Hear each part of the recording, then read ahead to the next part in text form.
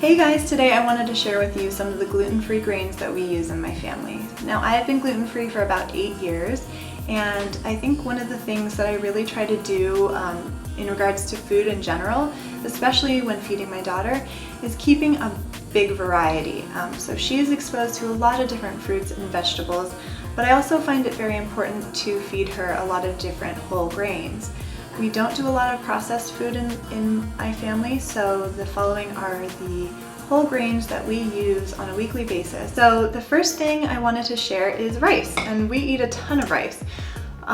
This is brown and wild rice, and the way we use this is we like to soak it and rinse it really well, and then we use a rice cooker or we cook it in a pot with a lot of water. And we also eat a lot of white rice.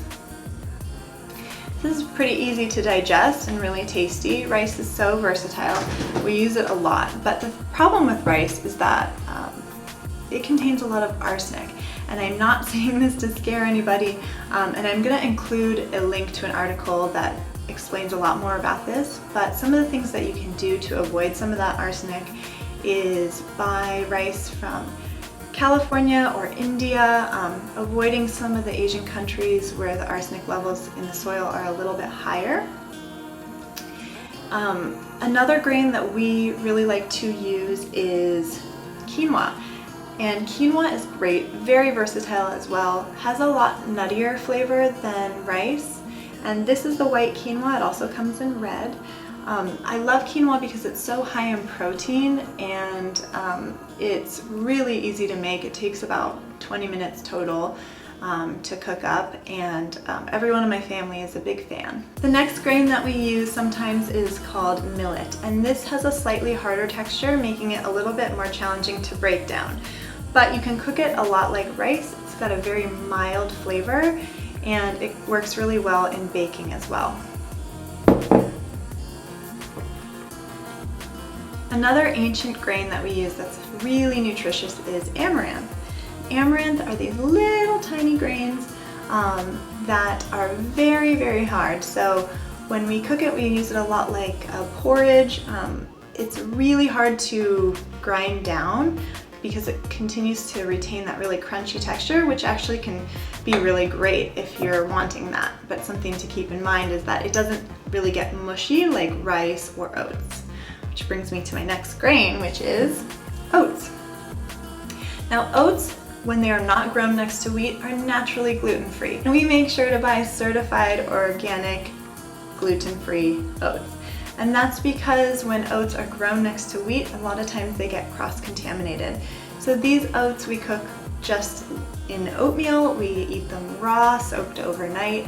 We bake with them. I often grind them up and use the oat flour for waffles or pancakes or other baked goods, and my daughter just loves oats.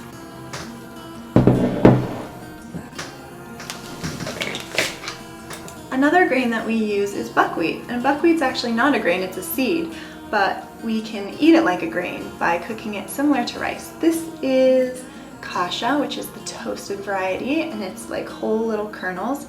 It's very nutty, has a very interesting flavor, but I think it's a really great thing to kind of throw in your grain circulation because it's different but it has that carby filling taste if that's what you're wanting. Really, really nutritious. And we also buy it, I think this brand is Pocono. It's cream of buckwheat, so it's just finely ground. This is not toasted. And we eat this like a porridge, or we bake with it also. It's really tasty. It has like a cornmeal-y kind of texture, which is the next grain I wanted to talk about, which is organic polenta or cornmeal or corn grits.